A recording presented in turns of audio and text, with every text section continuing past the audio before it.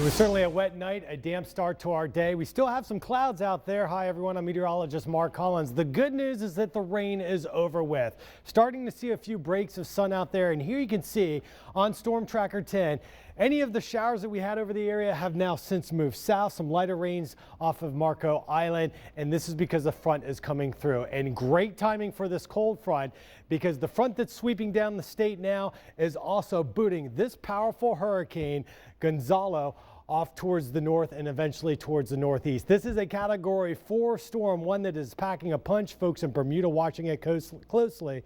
I'll have details on that, and I'll tell you how long our dry weather will last coming up in just a bit. Back to you, Alice. Great. What a mess the traffic's been the past couple nights, through the nights and through the morning, all that rain. Yeah. Finally, it's come to an end here. That's good news. Yeah. Promising 5 dry days here, but this morning, maybe you saw some of this coming through. The dark skies, the heavy rain, and the dumpers that came through with the cold front. Now that front is pushing on by the area and we're starting to see some sun come up.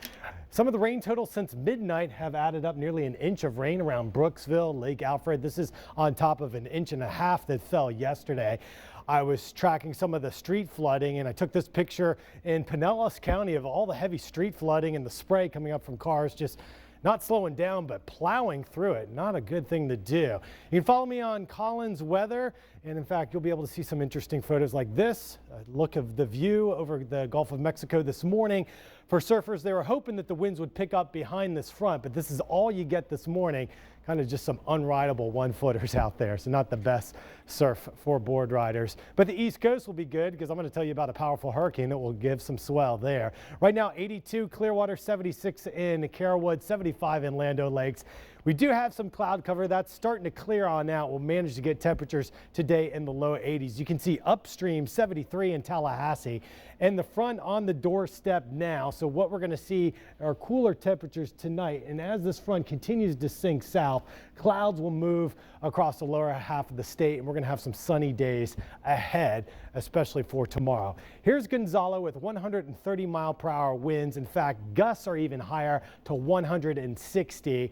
Fortunately, the front that I pointed out will steer this to the northwest today, and as it starts to grab those upper level winds in advance of the front, it will turn more towards the northeast. So when we look at this forecast track, nothing for us to worry about, but here's Bermuda, and with this storm as a Category 4 system, it's going to come very close. In fact, right now the Hurricane Center's forecast track just to the west of it, that would put the most dangerous side of the storm, the right front quadrant, close to the island Thursday night into Friday. Something that we have to watch, though, is here in the southwestern Gulf of Mexico next week. Could be something developing there. You see this system here in the Pacific, that's going to throw some moisture into the Gulf. There's also a weak disturbance which will move into the Bay and Campeche. Both the European model and the GFS model bring this area low pressure here and keep it there through most of next week. We'll be watching it closely to see if anything develops there.